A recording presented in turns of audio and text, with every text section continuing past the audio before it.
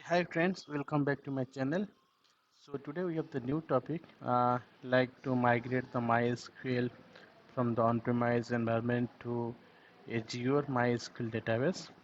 So in order to recreate this scenario, like to set up the MySQL on the on-premise environment, in that case we have to set up the point-to-site connection or the site-to-site connection. So for that you have to follow my video like the how to set up the point to site connection or the site to site connection using the VPN gateway. But for the time being we just need to replicate to set up the MySQL on the one of the Azure VM. Okay, so once you set up the point to site connection or the site to site connection, you just need to create the MySQL on your laptop, or you can take, for the example, like we can take one VM and we can set up the MySQL. Okay, so what we'll do now, first of all, we have to set up the MySQL in the on-premise environment. We have to download the latest version of the MySQL. We have to set up that, and once get set up, we have to enable the remote access because while migrating the database from the on-premise to the Azure cloud environment, we are not supposed to use the local IP, right? Or we can't use the local host because we have to define the external IP, which is our internet IP. You can say the public IP, right?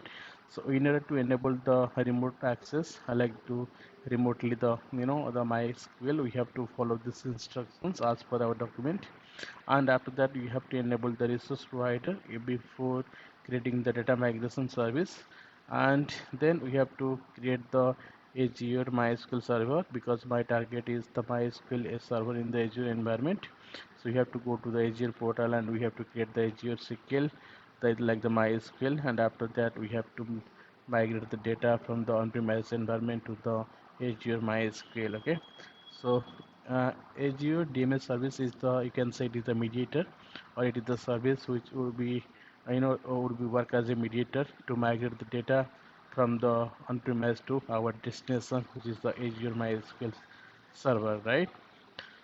So and the data can be migrated in the two different scenario. One is the offline mode and the replication mode.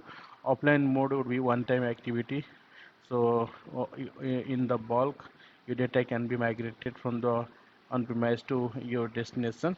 But the replication changes, like suppose if you do changes anything inside the your on-premise, at the same time the real-time scenario, the like whatever the changes you are doing in the on-premise, that can be replicated to your destination. So it could be the incremental changes, or you can say the replication changes, or you can say real-time changes, right? But before doing the replication changes, we have to enable the binary log inside the MySQL environment, because that is the prerequisite. We have to enable the binary log that is required while creating the replication mode, like the in the DMS service. Okay, so this is the step we have to follow so that our our MySQL can be migrated from the on-premise to our destination. So what we'll do, guys, in the next video I will do all the steps one by one, and I can show you how I like whatever the things I require to perform. So I will perform that, and in case if we get any any difficulties, please let us know, or you can comment on my video. So according to that I can check your comments and I can help you out. Okay, so thank you guys. It is the theoretical session, you can say it is the conceptual session. The next session we will do the practical from the Azure portal. Okay, thank you guys. I will connect in the next session. Thank you.